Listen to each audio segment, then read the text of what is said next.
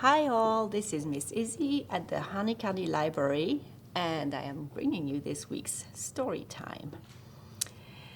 The book I'm going to read today is about snow, lots of snow, and animals, lots of beautiful wild animals who like to live in cold climates and who are out even when it's cold and very snowy. The book is adapted and illustrated by Jan Brett, and the title is The Mitten.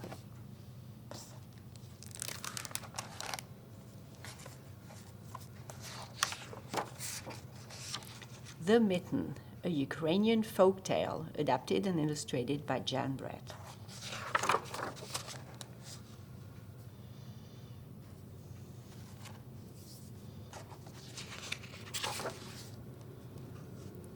Once there was a boy named Nicky who wanted his new mittens made from wool as white as snow. At first, his grandmother, Baba, did not want to knit white mittens. If you drop one in the snow, she warned, you'll never find it. But Nicky wanted snow-white mittens, and finally, Baba made them.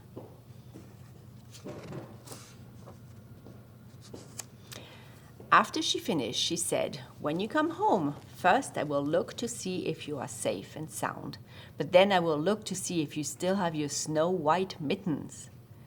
So off Nicky went, and it wasn't long until one of his new mittens dropped in the snow and was left behind. A mole, tired from tunneling along, discovered the mitten and burrowed inside. It was cozy and warm and just the right size, so he decided to stay.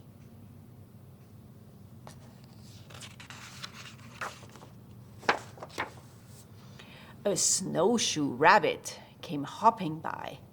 He stopped for a moment to admire his winter coat. It was then that he saw the mitten, and he wiggled in, feet first. The mole didn't think there was room for both of them, but when he saw the rabbit's big kickers, he moved over.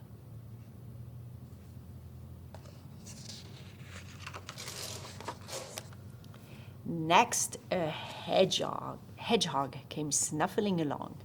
Having spent the day looking under wet leaves for things to eat, he decided to move into the mitten and warm himself.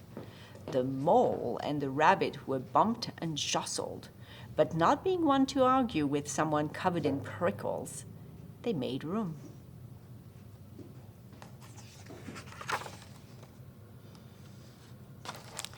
As soon as the hedgehog disappeared into the mitten, a big owl, attracted by the commotion, swooped down. When he decided to move in also, the mole, the rabbit, and the hedgehog grumbled. But when they saw the owl's glinty talons, they quickly let him in.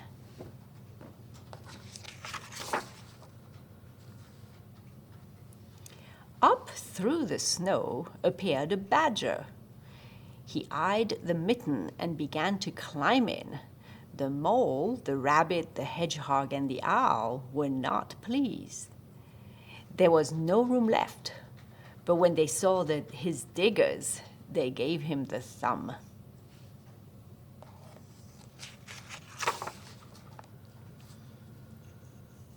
It started snowing, but the animals were snug in the mitten. A waft of warm steam rose in the air, and a fox trotting by stopped to investigate. Just the sight of the cozy mitten made him feel drowsy. The fox poked his muzzle in. When the mole, the rabbit, the hedgehog, the owl, and the badger saw his shiny teeth, they gave the fox lots of room.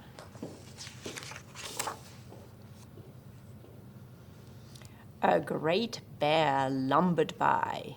He spied the mitten all plumped up. Not being one to be left out in the cold, he began to nose his way in. The animals were packed in as tightly as could be, but what animal would argue with a bear? The mitten swelled and stretched. It was pulled and bulged to many times its size. But Baba's good knitting held fast.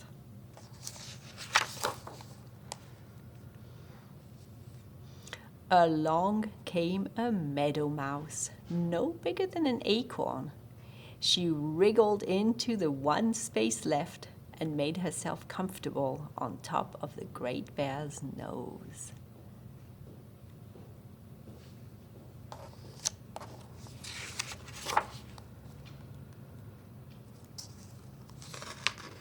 The bear, tickled by the mouse's whiskers, gave an enormous sneeze. Achoo! The force of the sneeze shot the mitten up into the sky and scattered the animals in all directions. On his way home, Nicky saw a white shape in the distance. It was the last mitten silhouette against the blue sky. As he ran to catch his snow-white mitten, he saw Baba's face in the window. First, she looked to see if he was safe and sound, and then she saw that he still had his new mittens.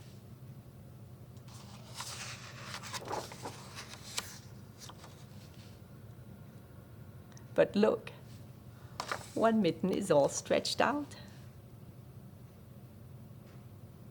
I hope you enjoyed this story, and I hope you are warm and cozy inside your house, just as warm as cozy as all the animals were inside the mitten.